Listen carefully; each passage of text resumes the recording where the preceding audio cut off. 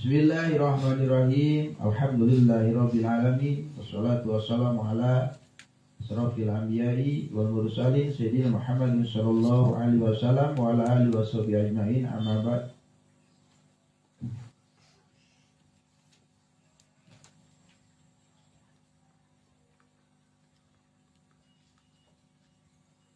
Masih kita berbicara tanda-tanda orang mutakin. Jadi di Quran itu pertama-tama dalam Al-Baqarah Allah itu mengenalkan orang mutakin. Allah mengenalkan derajat mutakin.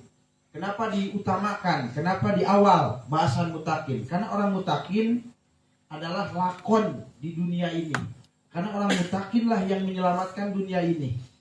Karena orang mutakinlah yang menyetabilkan keadaan di muka bumi. Jika tidak ada orang mutakin, sudah habis orang mutakin, selesailah dunia ini. Orang kaya sudah tidak bisa lagi menikmati kekayaannya. Orang sehat sudah tidak bisa menikmati lagi kesehatannya.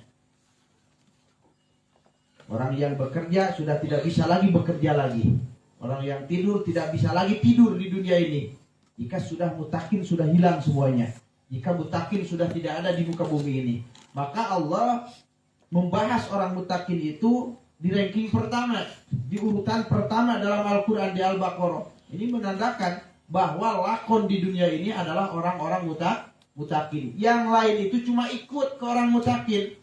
Mereka nikmat bisa merasakan hidup karena ada orang mutakin. Ingat, ini Allah yang berbicara. Dan ini Allah yang menjelaskan dalam Al-Quran. Dan digali oleh ulama-ulama kita rahasia-rahasia Al-Quran. Orang bisa merasakan nikmatnya tidur karena ada orang mutakin. Kita bisa merasakan indahnya alam dunia ini karena masih ada orang mutakin. Kita bisa merasakan nikmatnya daging ayam karena ada siapa? Karena ada orang mutakin. Kita masih bisa merasakan dinginnya hujan karena ada siapa? Karena ada orang mutakin.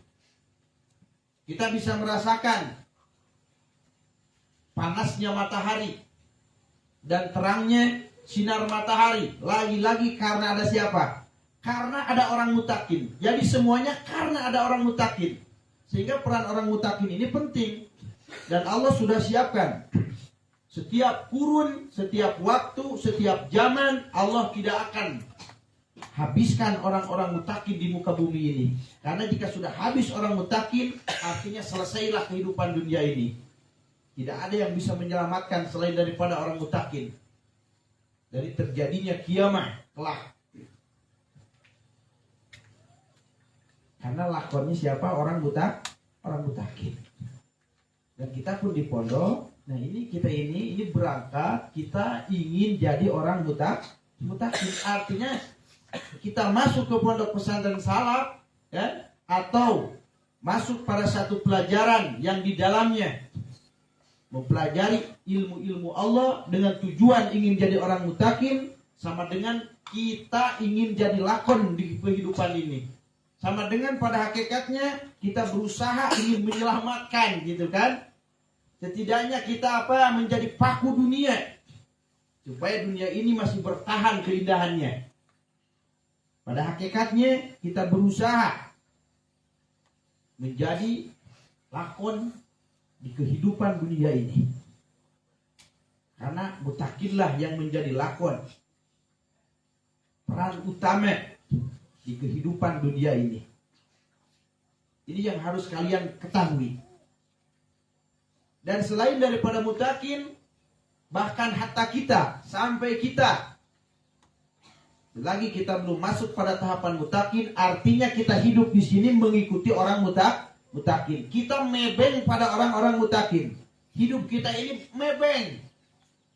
Ya, hidup kita ini hanya kalau di lakon pewayangan itu hanya peran pembantu kira-kira. Kan? Bukan intinya. Sehingga nanti di ayat lanjutan, setelah Allah membahas orang-orang mutakin, masuklah membahas satu golongan kafirin, kedua golongan munafikin. Ini adalah lawan daripada mutakin. Jadi dasarnya manusia diciptakan oleh Allah hidup di dunia ini dibagi 3 golongan. Yang pertama orang mutakin sebagai lakon, yang kedua kafirin sebagai perusak dunia, yang ketiga sama orang-orang munafik yang mana sudah ditetapkan oleh Allah mereka kafir dan orang-orang munafik adalah orang-orang yang merusak tatanan dunia. Mereka yang menjadi bibit-bibit perusak dunia ini. Dari mulai terjadinya bencana nantinya, tersendatnya hujan, ya, kemudian terjadinya keadaan-keadaan yang tidak cocok dengan keinginan kita. Ini Allah sudah kasih tahu dalam Al-Baqarah. Yang merusak bumi ini bukan santri, kadek. Yang merusak dunia ini bukan orang-orang ahli sholat. Yang merusak dunia ini dari mulai banyak ketidakadilan, banyak pemerkosaan, banyak pelacuran, banyak pembunuhan dan lain-lain. Allah tetapkan dalam Al-Baqarah itu disebabkan karena perbuatan orang-orang kafir dan orang-orang munafik. Jelas? Siapa yang merusaknya? Ini secara hukum. Ini secara iman. Ini secara firman Allah Subhanahu wa taala. Yang mana harus kita yakini? Yang merusak dunia ini terjadinya ketidakadilan di mana-mana, terjadinya perampokan di mana-mana, terjadinya sakit hati di mana-mana, ya, terjadinya sulit cari pangan di mana-mana. Catat, Allah sudah kasih tahu kita, ya, 14 abad yang lalu mulai Rasulullah dengan firman-Nya bahwa ini semua terjadi karena ulah daripada orang kafir dan orang munafik. Dan jika tidak ada orang-orang mutakin, tidak ada orang yang takwa pada Allah Subhanahu wa taala, dunia ini sudah hancur dari dulu. Orang-orang yang jahat pun sudah tidak bisa lagi merasakan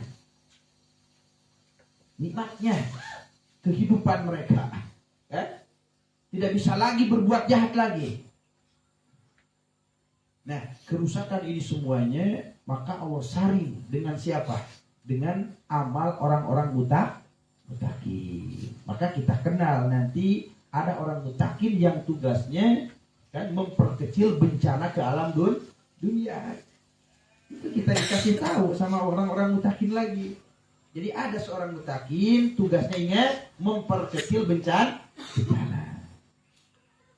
Ada di daerah kita nih, ada bencana longsor ke, mau banjir ke, mau sulit pangan ke, ya, mau banyak pembunuhan ke, itu semuanya bencana.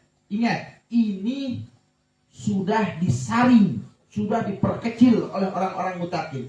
Coba kalian bayangkan, andai kata tidak diperkecil dengan adanya orang-orang mutakin, bayangkan perampokan setiap hari. Mungkin nyawa kalian sudah hilang, ya. Bayangkan jinah setiap hari, ya. Mungkin saudara-saudara kita semuanya sudah jinah jika tidak diperkecil dengan orang-orang mutakin. Jadi yang berlaku saat ini, yang terjadi pada saat ini hasil daripada diperkecil oleh orang-orang mutakin. Penting tidak adanya orang mutakin? Penting tidak? Sangat penting. Ini masih stabil, alhamdulillah. Nah, kemudian untuk menjadi orang mutakin, kemarin kita sudah tahu ada metode khusus, ada metode atau cara bagaimana caranya seorang umat ingin menjadi mutakin. Bagaimana caranya hamba Allah Subhanahu wa taala ingin jadi lakon di bumi ini, ya. Ingin menyelamatkan, memperkecil bencana-bencana di muka bumi ini. Maka kemarin kita dikasih tahu oleh musannif Al-Imam Al-Jalaluddin Mahali bahwa cara untuk jadi mutakin itu kita mengikuti, mengamalkan semua perintah Allah, kemudian menjauhi semua larangan Allah. Itu metodenya. Itu cara kita ingin jadi orang mutakin. Cara ingin kita jadi lakon. Kalau tidak mau, ya, kalau tidak mau jadi mutakin, tidak mau menggunakan metode barusan, artinya kita ingin jadi apa? Penjahatnya. Ya kan kalau di seri film itu pasti ada bahasa lakon dan penjahat. Nah, di sini pun sama, ada lakon, ada penjahat. Artinya perusak dunia. Ya, perusak tatanan dunia. Maka jika kita tidak mau jadi mutakin, maka artinya kita memilih jadi penjahatnya. Kita memilih jadi orang-orang yang merusak tatanan dunia. Cuma pertanyaannya, kita ini mau jadi lakon, mau jadi penyelamat dunia, atau mau jadi perusak dunia? Nah, kira-kira kamu pilih yang mana? Jadi lakon. Baru mau pilih yang mana? Mau jadi lakon, mau jadi penjahat? Mau jadi lakon, jadi penjahat. Kalau mau jadi lakon, kita harus jadi mutakin. Kalau mau jadi penjahat, kita harus jadi apa? Jadi orang kafir atau jadi orang munafik. Tidak ada lagi pilihan, hanya dua. Mau jadi penjahat atau mau jadi lakon? Kita mau jadi lakon. Oh, berarti kalian itu sudah tepat masuk pesantren. Ya? Bagi orang-orang yang memperdalami agama Islam, memperdalami hukum-hukum Al-Quran, kemudian berusaha diamalkan, artinya dia memilih ingin jadi lakon. Artinya mereka memilih ingin jadi manusia penyelamat. Tidak mau jadi penjahat berarti. Berarti alhamdulillah bagus. Dan alhamdulillah pada saat ini di negara manapun orang yang memperdalami agama Islam, Al-Quran dan Al-Hadis masih banyak alhamdulillah. Ya walaupun mungkin jika kita hitung secara matematik kira-kira ya mungkin lebih yang kurang memperhatikan daripada yang memperhatikan. Mungkin tapi karena kita tidak tahu faktanya. Cuma kita hanya melihat kenapa kita katakan mungkin banyak yang tidak memperdalaminya, tidak memperhatikan daripada memperhatikan. Karena secara fakta dalam satu kampung itu kita bisa lihat pemuda yang masih mau masuk pondok pesantren atau para pemuda, para anak-anak, remaja yang mau memperdalami agama. Kita bisa lihat, coba kalian lihat satu kampung, per satu kampung. Itu kan bisa dihitung. Di satu kampung itu misalkan ada 10 remaja yang masuk ke pesantren, kira-kira ada berapa, Bah, menurut kamu? Mayoritasnya kira-kira setengahnya atau satu pun untung?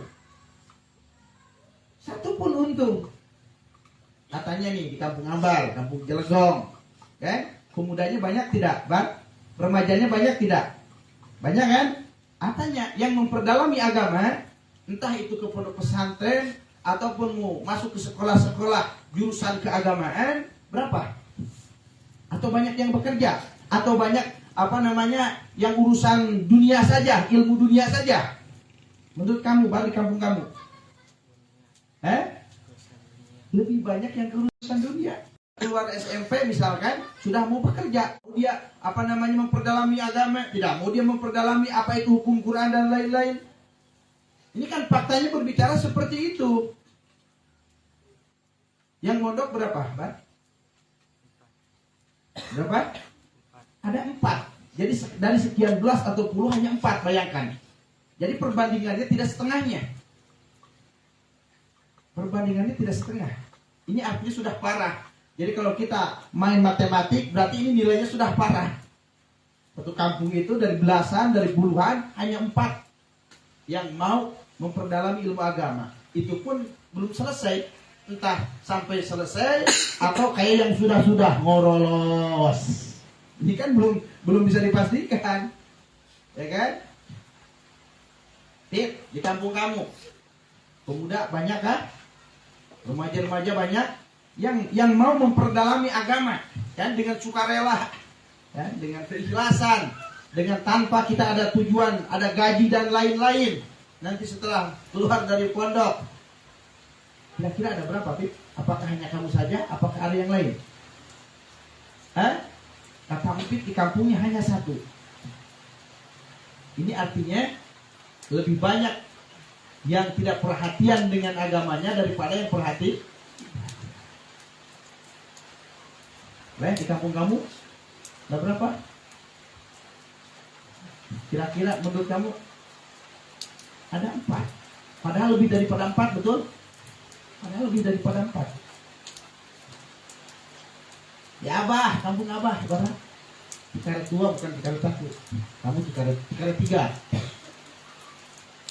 Tahu tidak? Menurut kamu yang kamu hafal ada 2 denganmu Ada 3. Padahal lebih daripada 3. Nah, lebih yang mondok, lebih yang tidak. Lebih yang tidak. Ya, Cikaret 1 nih, Cikaret 1 di sini.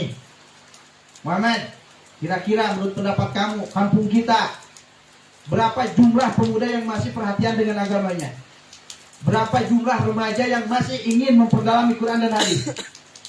Muhammad, menurut kamu, kampung kita ada berapa? Hah? Yang kamu ketahui.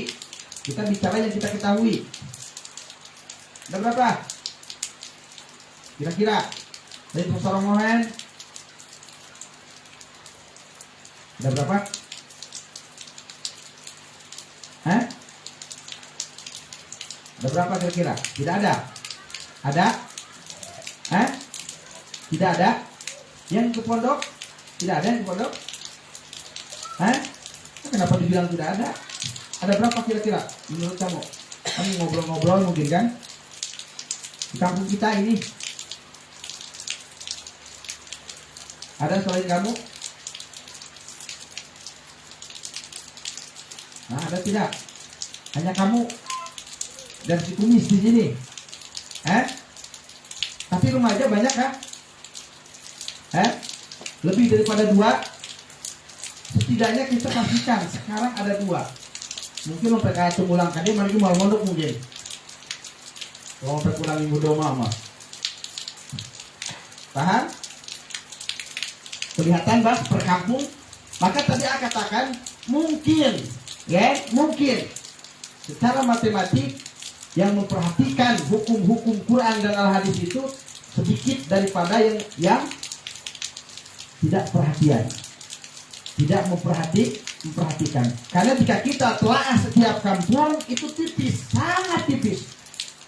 Belum nanti dan dari sekian banyak yang memperhatikan agamanya, yang memperdalami hukum Quran dan Al-Hadis, belum nanti dibagi 2 lagi. Ada yang belajar ke pondok atau ke pendidikan sekolah keagamaan, urusan dunia, ada yang urusan akhirah. Di ayat lagi, bayangkan. Dari sekian ratus ribu misal atau juta yang masuk pesantren atau pendidikan keagamaan, sekolah keagamaan, nanti dibagi 2 lagi mau tidak mau. Untuk menjadi mutakin itu dibagi 2. Ada yang urusannya ke dunia, masuk pondok ingin dakwah, masuk pondok ingin punya santri, masuk pondok ingin masyhur. Nah, ini masuk pada tahapan dunia dan ini tidak akan jadi mutakin. Ingat, masuk misalkan ke sekolah pendidikan agama ingin jadi guru, ingin digaji, kan? Atau ingin jadi pangkat apalah, ujung-ujungnya ingin digaji. Nah, ini masuk pada tahapan dunia, kan? Dan orang-orang seperti ini tidak akan jadi mutakin. Ada yang kedua nanti yang akhirah, jika nanti dikatakan ulamaul akhirah. Nah, ini yang akan jadi mutakin ini, yang mana ke pondoknya tidak ada niat ingin jadi ajengan, ke pondoknya tidak ada niat ingin jadi pendai, ke pondoknya tidak ada niat ingin buka pondok, itu kan? Ke pondoknya tidak ada niat ingin masyhur, tapi ke pondoknya semata-mata ingin mendekatkan diri pada Allah. Ke pondoknya semata-mata ingin mengenal Allah dan Rasulnya. Dan tidak ada niat lain. Nah, inilah nanti yang akan menjadi mutakin. Masuk ke sekolahnya, ke sekolah perguruan Islamnya, dan tidak ada tujuan, hanya ingin mengetahui lebih lanjut hukum-hukum Allah. Karena semata-mata ingin tahu, ingin mengenal Allah dan Rasulnya. Nah, orang-orang yang mempelajari agama seperti inilah nanti yang akan masuk pada derajat mutakin. Nah, sekarang kalian kan alhamdulillah. Jadi artinya kalian ini sudah dipilih oleh Allah, ditakdirkan oleh Allah. Dari sekian banyak manusia kalian masuk dan pada tahap pertama, yaitu masuk pada orang-orang yang diistimewakan oleh Allah, disentuh ingin mengenal Allah dan Rasulnya. Cuma setelah kalian dipilih, hati-hati, ini masih dipilih, ya. Kalian itu nanti ditempatkan di dunia, apakah yang ukhrawi? Nah, usahakan kita harus masuk pada tahapan yang ukhrawi kalau ingin jadi lakon. Karena kalau sudah masuk pondok pun sama, kalau urusannya dunia, tetap kalian akan jadi penjahat, gitu kan? Kalian tetap akan jadi masuk pada memperankan makhluk Allah yang jahat, yang merusak dunia, yang merusak tatanan dunia. Nah ini maka niatnya harus dirubah. Niatnya harus mantap. Niatnya semata-mata kita mondok itu memperdalam Quran dan al-hadis itu semata-mata ingin mengenal Allah dan Rasulnya. Lebih lanjutnya semata-mata kita ingin usul pada Allah Subhanahu wa Ta'ala, yang mana nanti di akhir kita akan jadi muttaqin. Jelas? Jelas? Itulah lakon daripada muttaqin. Jadi sekarang mulai paham alur lakon dunia ini, Bang, mulai paham? Mulai paham? Bang, mulai paham? Ini lakon dunia ini, kan? Ya kan, sebelum kita tahu alur ceritanya, sebelum tahu tujuan hidup, setidaknya kita ini tahu dulu pemeran hidup, pemeran lakon. Kalau kita nonton film, kan yang pertama kita kenali apanya, Bah? Pemerannya dulu kan? Oh ini lakon nih, gitu kan? Karena cantik. Nah, ini lakonnya ini, tampan nih. Ya? Oh ini tidak cocok lakon, goreng mules kio jadi lakon misalnya. Ini sudah kita bedakan. Jadi kita pun nonton film itu biasanya kita perhatikan dulu mana lakonnya nih, gitu kan? Mana penjahatnya nih. Nah nanti baru, oh apa judulnya ya? Setelah tahu judul, bagaimana ceritanya, bagaimana tujuannya, bagaimana endingnya, tamatnya bagaimana. Nah kita pun sama. Pertama Al-Quran memberitahu kita, mengenalkan pertama adalah pemeran hidup. Yang mana di pemeran hidup ini ada lakon, ada penjahat, ada penyelamat, ada perusak. Nah kita sudah dikasih tahu oleh Allah antara muttaqin, kemudian kafirin, kemudian munafikin. Selesai, Bah. Cuma 3 peran manusia itu, cuma 3. Nah nanti judulnya apa? Hidup kita ini judulnya apa? Kemudian setelah tahu judulnya, kita ini tujuannya apa? Kita memainkan peran di dunia ini untuk apa? Kemudian nanti kita akan tahu bagaimana alur cerita seseorang. Maka ada disebutlah manakib seseorang, biografi seseorang dari mulai lahir sampai meninggal. Itu namanya cerita hidup seseorang. Makanya filmnya cerita film. Oh abah ini lahirnya gini, matinya gini. Itu namanya cerita filmnya, cerita lakon. Jika nanti akan ketemu dari mulai lahir, mulai dari pemeran sampai meninggal. Nanti akan ketemu. Dan semua ini sudah digambarkan oleh Al-Quran. Jika kita mau memperdalami Quran, jadi artinya nanti akan kelihatan orang yang perannya seperti ini, endingnya akan seperti ini. Orang yang perannya seperti ini, endingnya akan seperti ini. Ini sudah dikasih tahu sama Allah semuanya. Oh muttaqin, lahirnya seperti ini, maka tamat hidupnya seperti ini. Oh kafirin, lahirnya seperti ini, matinya akan seperti ini. Oh kalau munafikin, nanti dikasih tahu sama Allah, awalnya akan seperti ini, cerita hidupnya akan seperti ini, akhirnya akan seperti ini. Jadi awal, pertengahan, akhir sudah diceritakan oleh Allah. Karena cuma ada 3 golongan. Orang muttaqin awalnya bagaimana, pertengahan hidupnya akan seperti apa cara hidupnya, meninggalnya akan seperti apa, sudah diceritakan oleh Quran. Orang kafir pun sama, dari mulai lahir, cara hidupnya, dan matinya sudah diceritakan oleh Allah. Hatta orang munafikin. Orang munafikin sama. Jadi artinya lakon dunia ini semuanya sudah digambarkan oleh Al-Quran. Jelas? Jelas? Jadi hidup kita ini sudah digambarkan oleh apa? Oleh Quran. Cuma sayang kita tidak mau memperdalaminya. Maka mari kita belajar memperdalam supaya kita tahu. Sehingga jika sudah tahu nanti gini. Kalau kita nonton film, anggap saja kita nonton film.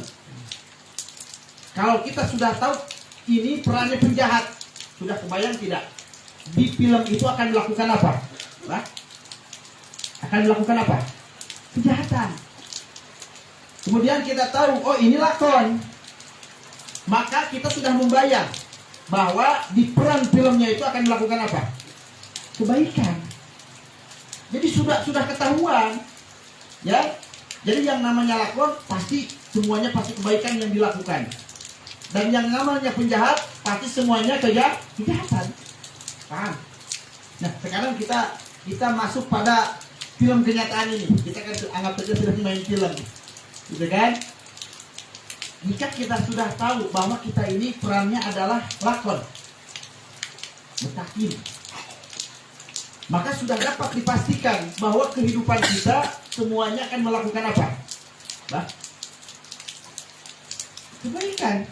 Jika kita sudah tahu bahwa kita ini lakon, maka kehidupan kita tak usah diragukan lagi, akan menimbulkan selalu kebaikan.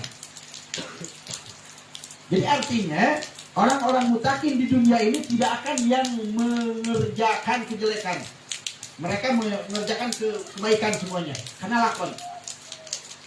Nah, kemudian misal kita tahu, oh saya belum jadi mutakin, artinya antara munafikin dan kafirin, gitu kan? Kalau kafirin kan enggak, alhamdulillah.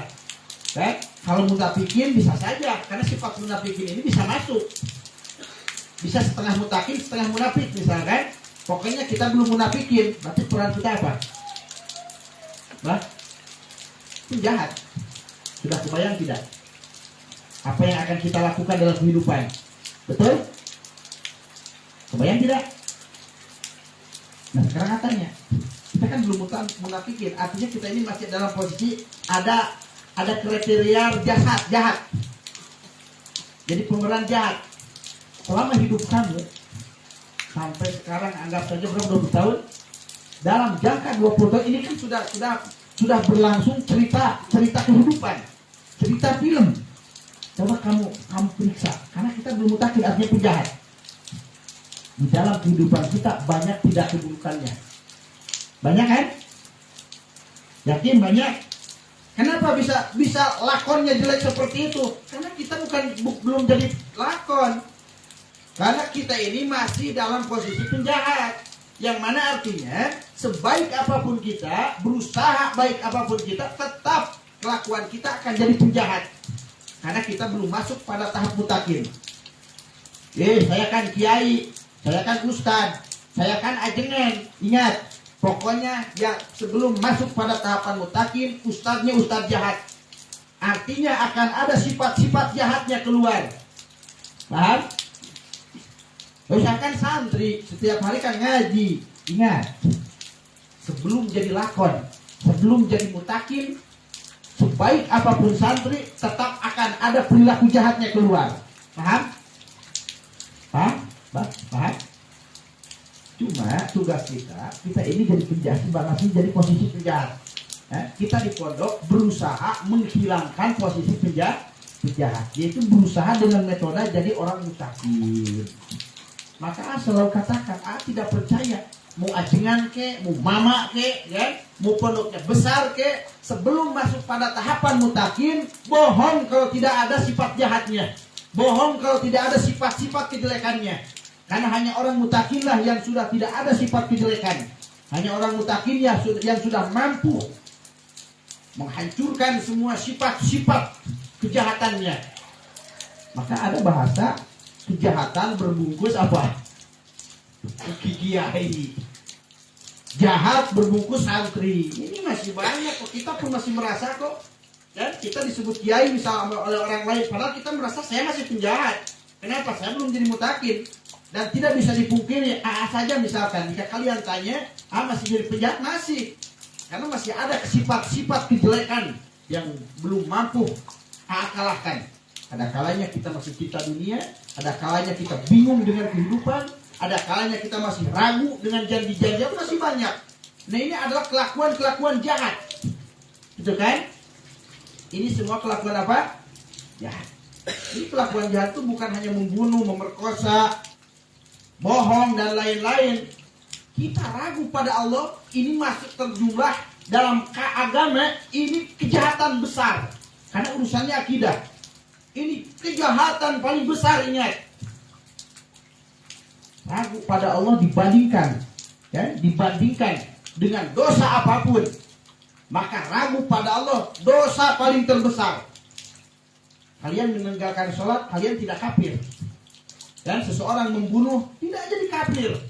Tapi begitu ragu pada Allah, sak pada Allah, dan ragu pada kebenaran Allah dan Rasulnya, sudah barang pasti dia kafir. Maka keraguan pada Allah adalah kejahatan paling besar di muka bumi ini. Paham? Jelas? Jadi biasanya kita ini melihat kejahatan hanya di dohir saja. Sehingga kebanyakan orang merasa dirinya itu apa? Sudah baik. Karena tidak pernah zina, tidak pernah membunuh, tidak pernah berbohong. Tapi dia lupa ada kejahatan paling besar, yaitu ragu pada Allah. Ada kejahatan selain daripada itu, yaitu apa? Benci pada saudara, benci pada tetangga, gitu kan? Benci pada orang lain, itu pun sama kejahatan. Ya? Jadi kita ini tafakur ini harus bagus. Jangan sepihak. Kalau sepihak cara kita berpikir, nanti akan dirinya lebih baik daripada orang lain. Dan jika seseorang sudah menganggap dirinya lebih baik daripada orang lain, nah ini sejahat-jahatnya manusia. Parah. Karena ini adalah bibit buit dari kerusakan. Jika kita sudah merasa lebih baik daripada orang lain. Rasul itu mengajarkan justru kita harus punya perasaan, harus punya rasa kita lebih jelek daripada orang lain.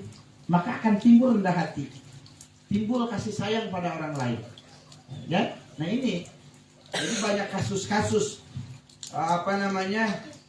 saling cemooh, menyakiti satu sama lain, entah secara dengan lisan atau dengan apalah, ya. Ini diakibatkan pertamanya itu emang cara berpikirnya itu tidak adil. Kemudian keluar sifat dirinya lebih baik dari siapa? Dari orang lain. Dan kalau dirinya sudah merasa lebih baik daripada orang lain, sebesar apapun kejelekannya tidak akan terlihat. Jika seseorang sudah merasa dirinya lebih baik daripada orang lain, sekecil apapun kesalahan orang lain sangat terlihat. Sehingga yang diomongkan orang lain saja kejelekan, dia lupa, dia pun masih jelek. Nah, ini bahayanya kejahatan hati. Jelas ya? Jelas? Dosa mutakin. Jadi kita sekarang sudah mengenal lakon hidup. Tinggal kalian tafakur. Sudah jadi lakon atau belum? Kalau sudah jadi lakon, kalian tidak akan berbuat kejahatan. Catat itu. Itu Allah sudah ikhbarkan. Bahkan nanti kelakuan-kelakuan mutakin akan diceritakan oleh Allah sampai meninggal. Tapi kalau kalian belum mutakin, seperti belum mutakin, artinya masih penjahat. Harus bisa mengakui saya masih penjahat. Kan? Dalam agama ini masih penjahat. Kan? Walaupun alhamdulillah saya tidak pernah membunuh, dan tidak pernah dosa-dosa dohir yang lain kami tidak lakukan. Tapi kami tetap merasa penjahat. Kami belum mutakin. Artinya masih ada kejahatan-kejahatan dalam diri kami. Masih penjahat sama. Aku masih berusaha ingin tidak jahat. Jelas? Kalau tidak mutakin artinya penjahat, pasti kehidupannya meresahkan. Tidak mungkin tidak meresahkan. Pasti kehidupannya menyakiti hati orang. Kan? Karena belum mutakin. Jadi bagi itu belajar agama sedikit demi sedikit, tafakur. Jadi tidak heran kalau ada seseorang yang membenci seseorang. Kenapa? Ya emang belum mutakin kok. Orang belum mutakin itu kemungkinannya seperti itu. Bahkan bisa dipastikan pasti berbuat jahat. Entah secara dohir maupun secara sifat hati. Tidak kaget kok jika terdengar misalkan ada masukan, ada yang membenci, tidak senang, padahal tidak kaget, tidak marah, alhamdulillah. Kami berusaha tersenyum, tidak mau dibuat sakit hati, karena kami diajarkan di pondok, ya, yang namanya manusia belum mutakin akan seperti itu. Tidak heran kok, Ambar misalkan di pondok banyak pelanggaran, bagi aku sebetulnya tidak heran, cuma disiplin disiplin belajar, hanya itu saja Pak. Jadi tidak heran kalian misalkan melanggar aturan yang ditetapkan tidak sesuai dengan akhlakul karimah. Bagi A tidak heran karena belum mutakin. Cuma itu hanya disiplin pelajaran. Bagi A tidak heran, tidak masalah. Karena orang yang belum mutakin itu akan seperti itu. Paham Pak? Jadi jika ada yang membenci kalian, tak usah heran. Berarti orang ini belum mutakin. Karena tidak ada mutakin membenci seseorang. Jika ada yang ngolok-ngolok kita masuk pondok pesantren, tak usah sakit hati, Bah. Tak usah heran. Paham? Kenapa, Bah? Tak usah sakit hati sama, tak usah heran. Dia kan belum mutakin. Cik Abah teh, atau saya lagi sakit hati, tak usah heran. Kenapa? Kan saya belum mutakin, betul. Jangan heran. Cuma jangan keberlanjutan. Jadi kita sakit hati dihina tidak masalah karena kita belum mutakin, ya kan? Artinya kita masih ada sifat jahat sakit hati itu. Tapi kita diajarkan oleh Rasul jangan keberlanjutan. Hanya itu saja. Kalau ingin tidak sakit hati susah. Setidaknya jangan keberlanjutan. Orang yang memusuhi kita selagi selamat nyawa kita tak usah diladeni. Kecuali sudah mengancam diri itu lain cerita.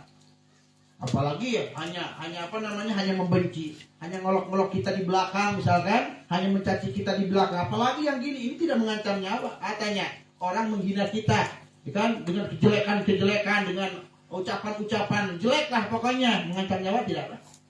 Menurut Abah mengancam nyawa tidak? Tidak. Jadi artinya tak usah kita ladenin, biarkan saja. Emang orang tidak mutakin akan seperti itu kok. Kita usah diladenin, biarkan saja. Karena ini masih dalam kategori tidak mengancam nyawa kita. Tapi kalau sudah mengancam nyawa kita, lain lagi ceritanya. Yang ini nanti dibahas di fikih. Lain lagi, terus. Jika hanya hinaan itu, ya kecil. Bagi A itu sudah kecil. Orang tidak senang pada A misalkan. Kecil. Tak mengancam nyawa, kok biarkan saja. Ya. Misal tidak senang, misal dengan pengajian-pengajian kita. Tidak senang dengan pondok kita, dengan acara kita, misalkan selalu ada fitnah, tak masalah, tidak mengancam nyawa kita kok, biarkan, ya, itu hak mereka, ya. Kenapa? Karena belum mutakin, paham? Jadi tak usah kita ladeni, sampai misalkan kita lawan dengan ucapan, sampai kita lawan datangi, tak usah. Karena bagi A itu selagi belum mengancam nyawa, tak usah, tak apa-apa. Jelasnya? Bah, jelas? Inilah pelajaran mutakin. Ini pelajaran untuk kita sampai pada tahap apa? Mutakin. Maka tanda mutakin kemarin kita lanjut itu ada sampai 4 sifat kalau tidak salah dalam Al-Baqarah. Kemarin baru berapa? Baru 2. Ya? Nah yang ketiga tanda mutakin, ingat ini kelakuan ini otomatis, tidak dibuat-buat bagi orang mutakin. Tidak secara keterpaksaan atau dipaksa. Dan tidak memaksakan diri. Di antaranya wa mimma razaqnahum yunfikun. Ini Bah, ini Allah sedang menggambarkan perilaku orang buta. Allah ini menggambarkan nih cerita mutakin akan seperti ini hidupnya. Paham? Paham tak?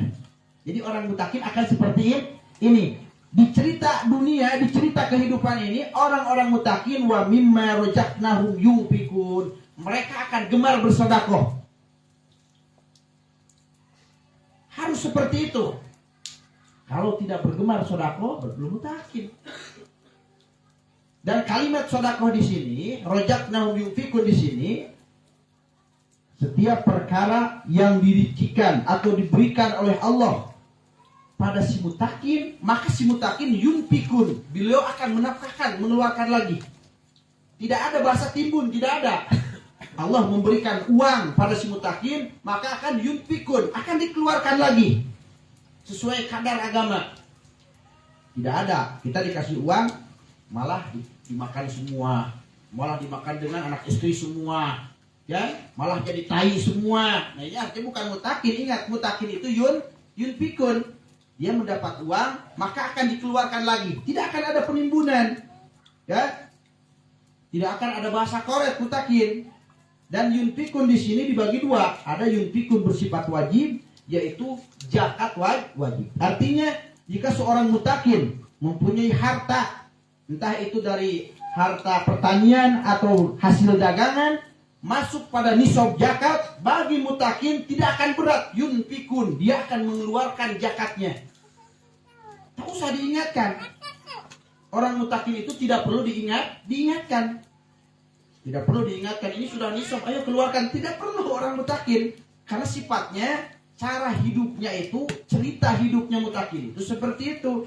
Allah kasih kekayaan, nisab zakat, dengan sendirinya yun pikun, dikeluarkan. Paham? Lalu bagaimana?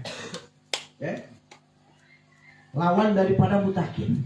Kalau orang lawan mutakin, diberi kekayaan oleh Allah, masuk nisab zakat, gitu kan?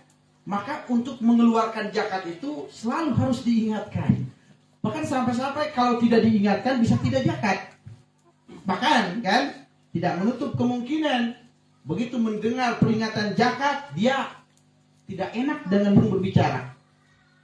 Nah ini kiai ini ngomong-ngomong bab zakat, ingin dikasih zakat nih. Nah tidak apa-apa karena tidak mutakin. Jadi orang tidak mutakin ada kalanya akan seperti itu. Begitu mendengar bahasan zakat, lagi panen misalkan kalau daerah kita, maka langsung kiai kena sasaran. Wah, yang diberi zakat kita juga cucu lawungan, ya. Lalu bagaimana bagi orang-orang pondok, bagi kiai misalkan, tak usah diladenin, nggak apa-apa kok. Karena belum mutakin akan seperti itu. Tugas kita menyampaikan, mengingatkan sudah. Nah, kalau yang tidak mutakin selalu harus diingatkan. Bahkan kalau yang belum mutakin, begitu sudah nisab zakatnya, ada kalanya tidak dikeluarkan. Salah tidak, Pak? Salah tidak? Secara permainan cerita nih, salah tidak? Tidak salah. Karena penjahat itu akan seperti itu, akan melakukan kejahatan. Orang yang belum masuk pada tahapan mutakin, kalau dipercaya oleh Allah kaya, kemungkinannya dua. Mengeluarkan zakat karena terpaksa, gitu kan? Atau harus diingatkan, jelas tapi harus diingatkan, atau sama sekali tidak mengeluarkan zakat. Yang tidak mutakin akan seperti itu ceritanya di dunia ini. Maka jangan kaget, banyak orang kaya tidak zakat, jangan kaget. Ini karena kita sudah dikasih tahu oleh Quran, cerita hidup yang tidak mutakin akan seperti itu. Enak apa lompat mangidi yang utara zakat, kaget mal? Kaget mal? Bar kaget tidak? Di kampung kamu ada orang kaya tidak zakat, kamu akan kaget tidak? Marah tidak? Kenapa harus marah? Mengingatkan iya, marah tidak boleh. Kita tahu orang yang tidak mutakin akan seperti itu. Jadi artinya kita mulai sadar lakon, Pak. Sehingga kita akan terjaga dari kebencian. Kata kita emang akan seperti ini kok. Yang tidak mutakin, ya, tugas kita hanya mengingat. Oh ini salah, Pak, ini salah. Kamu itu sudah nisab, harus keluarkan zakat. Itu tugas kita. Sementara orang-orang tersebut mengikuti ucapan kita atau tidak, itu urusan mereka. Tugas kita hanya apa? Mengingatkan. Bukan dalam artian, kata Ambar, emang tidak salah kok orang tidak mutakin, tidak zakat, tidak salah. Kemudian Ambar tidak mengingatkan. Kamu yang salah, Ambar. Karena tugas orang mutakin diantaranya mengingatkan. Ya itu tidak salah. Tapi kewajiban kita apa? Mengingatkan. Itu harus dicatat. Bukan kita anggap benar, selesai misal. Tidak, kita ingatkan bahwa tidak zakat itu salah. Nah ini masuk nafkah yang hukumnya wajib. Maksud nafkah wajib ya ini, yaitu mengeluarkan zakat wajib. Kemudian ada lagi nafkah wajib itu nafkah pada anak istri. Ingat, ini masuk pada yunfikun yang wajib. Artinya, begitu kita dikasih uang, dikasih makanan dan lain-lain, yunfikun pada anak istri. Kita tidak pelit. Kita ada uang, kita kasih jajan anak kita. Kita ada uang, kita kasih pada istri kita. Ini yunfikun yang wajib. Paham? Ini yunfikun yang wajib. Hatta, bahkan, jika orang tua kita, jika mertua kita dalam keadaan apa? Miskin, tidak mampu nafkah di kehidupannya, maka ini masuk pada nafkah wajib bagi kita, bagi anaknya, bagi mantunya. Maka kewajiban kita membantu orang tua kita. Itu bukan membantu, menafkahi wajib. Mertua kita kesulitan, miskin, tidak bisa nafkah misalkan, maka wajib kita menafkahi mertua kita. Paham? Ini namanya yunfikun yang wajib. Ada penimbunan tidak? Tidak ada. Jadi ada mimma rojaknaum itu langsung yunfikun. Nisab zakat, keluarkan zakat, tak usah diingatkan, gitu kan? Kita punya rezeki, kita berikan pada istri kita, pada siapa lagi? Pada anak kita, kasih baju dan lain-lain. Oh, orang tua kita ini miskin, tidak mampu nafkah, kita cukupkan. Ini kewajiban kita nafkah. Oh, mertua kita pun sama miskin. Nah, ini kewajiban kita dengan kadar sekemampuan kita, semampunya kita. Lalu bagaimana? Misal orang tuanya fakir, anaknya pun fakir, bagaimana nih bahannya kasusnya? Ya boborok kekolot kan itu mah. Jangankan nafkah orang tua, kita pun masih tidak cukup. Artinya tidak ada kewajiban. Anak yang fakir tidak ada kewajiban nafkah pada orang tua yang fakir. Nah, ini tugasnya, nanti kewajibannya pada orang kaya yang muttaqin. Nanti yang akan memperdulikannya itu orang kaya. Maka kenapa Allah wajibkan mengeluarkan zakat? Nah, zakat ini harus ditasarufkan pada fakir. Sebetulnya tidak sepakat jika zakat dikasihkan sama kiai mutlak. Apa yang tidak sepakat? Kenapa? Karena harus dicari dulu yang fakir miskin. Beda kalau kiainya misal fakir, ya ini sudah tidak usah diceritakan. Jadi itu sebetulnya menentang pada paham jika ada zakat banyak kemudian dikasih pada kiai semuanya, kemudian kiai ini cukup. Nah, menentang. Karena di antara kegunaan zakat itu adalah tadi itu, anaknya fakir, orang tuanya fakir. Nah, kita ambil, nanti Allah mengatur ini dari zakat orang kaya. Dan zakat si mutakin tadi. Nah, ini ditasarufkan. Nah, dibagi rata intinya. Ini harus diatur. Jadi ini sebetulnya walaupun boleh, secara fikih boleh. Kita kasih satu astap itu boleh, tapi kurang aslah, kurang maslahat. Yang abdol itu adalah dibagi rata. Kiainya misal dikasih, kemudian fakir dikasih, kan? Yang nenek-nenek sudah tidak kerja, oh ini masuk pada kriteria yang miskin fakir kasih harus, gitu kan? Tidak boleh ke seseorang, itu kurang abdol, tidak boleh kurang abdol. Jelas? Nah, ini apa yunfikun yang wajib. Nah, ada lagi kalimat yunfikun itu bersifat sunat. Jadi orang mutakin itu kalau punya rezeki yunfikunnya dua. Yunfikun wajib yang tadi, kemudian yunfikun yang sunat. Apa itu yunfikun yang sunat? Nafkah sunat, sodakoh. Artinya di sini sudah kita ketahui bahwa cerita orang mutakin itu hidupnya akan senang sodakoh. Kalau tidak mutakin, sekaya apapun manusia sulit untuk senang sodakoh.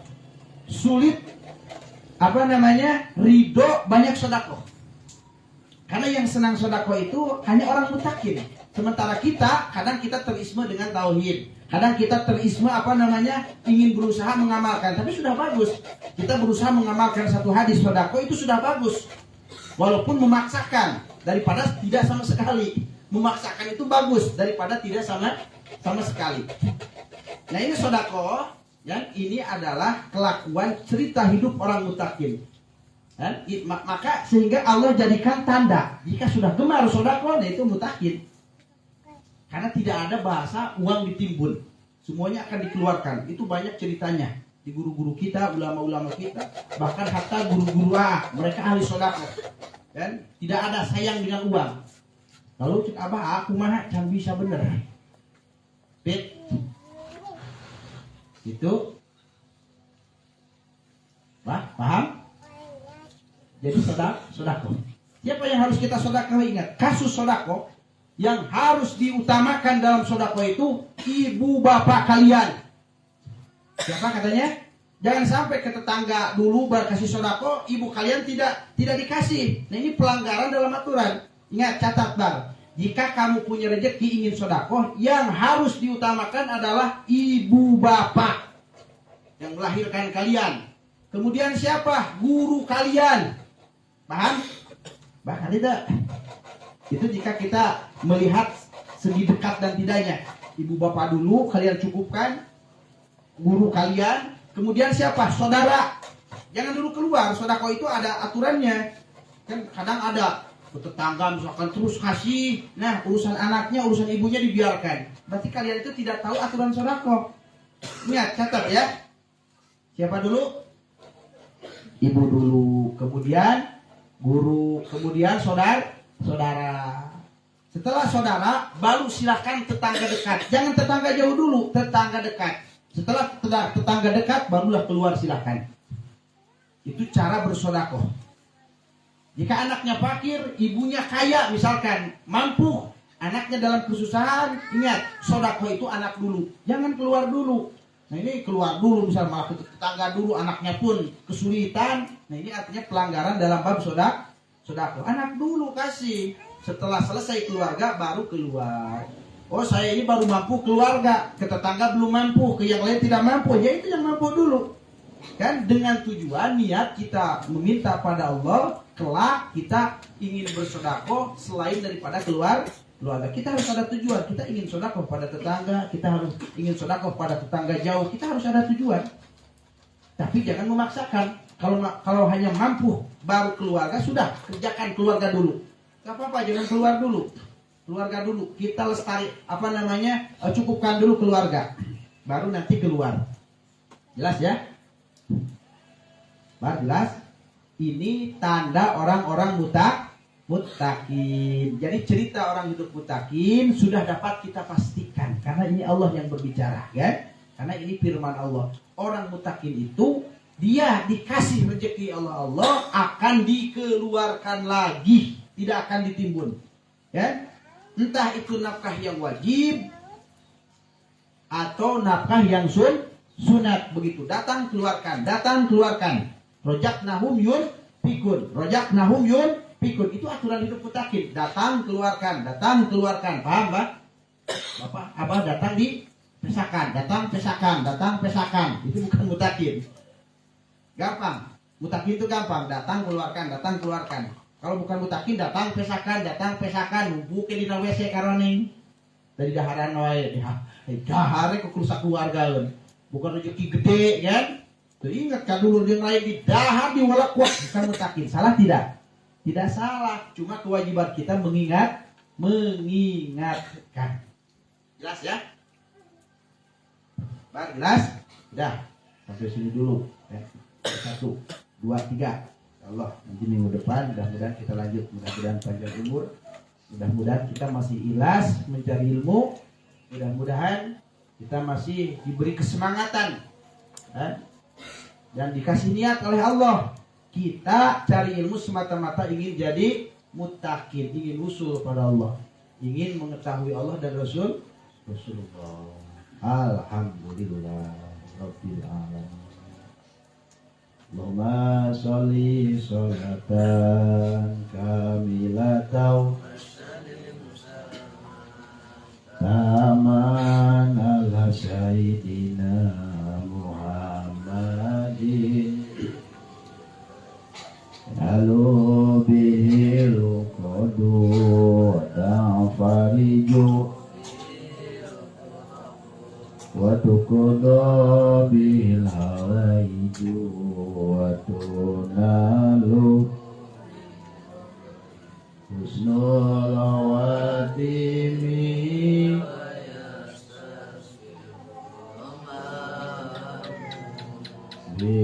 biwajil karimi wa ala wasahbi fi kulli lamhati wa nafasin bi'adadi kulli ma lumila wallahu a'lam bishawab.